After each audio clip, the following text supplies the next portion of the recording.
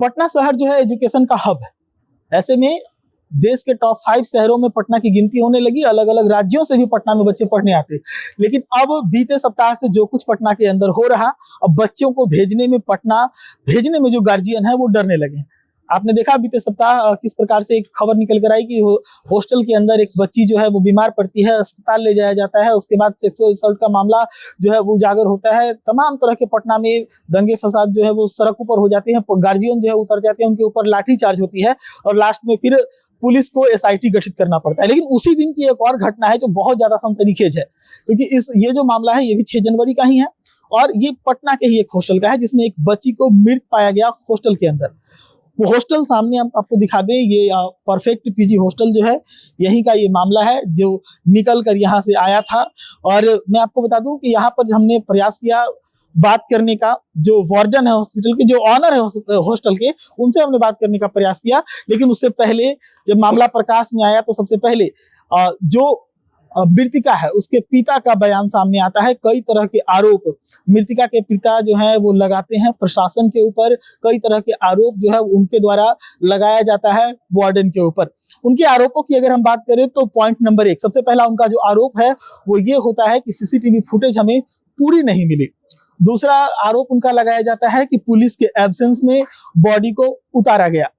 तीसरा जो आरोप है वो लगाया गया कि जो पोस्टमार्टम की रिपोर्ट है वो पोस्टमार्टम की रिपोर्ट इतने लंबे समय के बाद भी हमें अभी तक मुहैया नहीं कराया गया।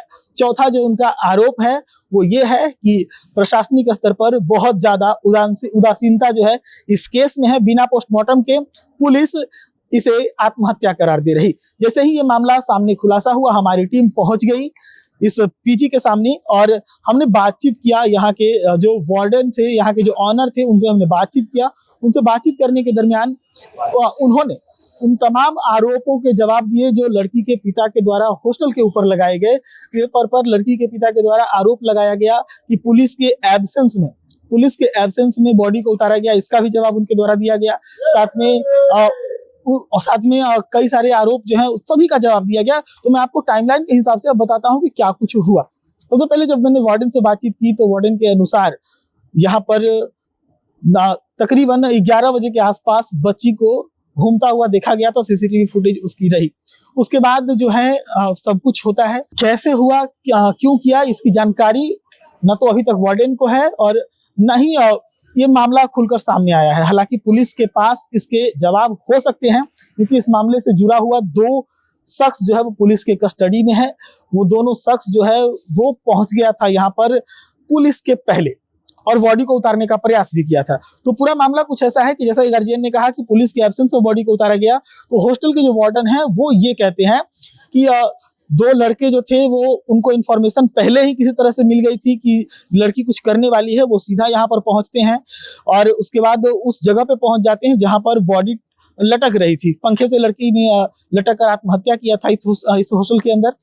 तो यहाँ पर एक सवाल खड़ा होता है कि आखिर उसकी एंट्री क्यों नहीं है? जब लड़की का हॉस्टल है तो वो अंदर कैसे चले जाते हैं? इस पर उनका जवाब था कि जो एक गार्ड थे बाहर में, उनने बताया कि भाई है हम, मेरी बहन है यहाँ पर, और वो अंदर करके जहाँ पर एंट्री होती है वहां पर की जो स्टाफ है उसके बारे में वार्डन कहते हैं कि जब ये मामला सामने आ गया कि लड़की ने कुछ कर लिया है तो वो हेल्प करने के लिए वहां से हट गई थी। इसी कारण लड़के की एंट्री नहीं हुई और लड़का सीधा पहुंच गया उस स्पॉट पे जहाँ पे बॉडी टंगी थी। ये पूरा सब कुछ होने के बाद लड़का बॉडी को उतारने का प्रयास करता है, लेकिन वार्डन ने कहा कि हमारे फोन पर हमारे कमांड के अनुसार जो हमारे स्टाफ थे उन लोगों ने लड़के को बॉडी उतारने से रोकने का प्रयास किया, लेकिन लड़के उग्र हो गए थे। हालांकि ये सब कुछ जो कहानी है ये हॉस्टल के वार्डन के द्वारा सुनाया गया है।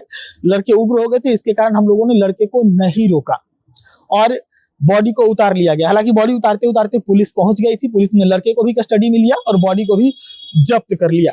लेकिन एक सवाल जो खड़ा किया मृतिका के पिता ने कि बॉडी पुलिस के एब्सेंस में उतारा गया, उस चीज को यहाँ के हॉस्टल के वार्डन के द्वारा भी स्वीकारा जाता है कि बॉडी जो है वो उतार लिया गया था। और दूसरी चीज है, ये कहा जाता है कि 2 लड़के जो हैं उनके बारे में वार्डन बताते हैं कि उनको इन्फॉर्मेशन पहले मिल गई थी कि लड़की कुछ इस तरह का हरकत यहाँ पर करने वाली है। लेकिन अब ये जो मामला है सस्पिशियस है। कई सारी चीजें हैं। हमने हॉस्टल के वार्डन से बातचीत करने का प्रयास किया। हॉस्टल के वार्डन उन वीडियोज को, जो वीडियोज के बारे में कहते हैं कि हमने बॉडी उतारते हुए रिकॉर्ड किया था, उन वीडियोज को जारी करने से इनकार कर दिया हॉस्टल के वार्डन ने। इसके साथ ही जिस कमरे में ये सब कुछ मामला हुआ उसको लेकर भी मृतका के पिता का आरोप था कि उस कमरा को सील नहीं किया गया था। तो हमने उस कमरा को भी देखने का प्रयास किया गया, इससे भी हॉस्टल के वार्डन के द्वारा इनकार कर दिया गया, वो कमरा हम लोग को नहीं दिखाया गया। तो ये तमाम तरह की कई सारी चीजें हैं हॉस्टल के वार्डन की जो सस्पिशियस है और मामले को सस्पिशियस बनाते हैं। हालांकि ये मामला तफ्तीश में है, पुलिस इसकी इंक्वायरी कर रही, पुलिस का पक्ष आना इस पूरे मामले पर एक बार फिर से बाकी है। हालांकि पिछली बार जो खबरें छपी थी अखबारों में उनमें आत्महत्या करार दिया गया था। सच टॉक्स के लिए पटना से प्रसाद।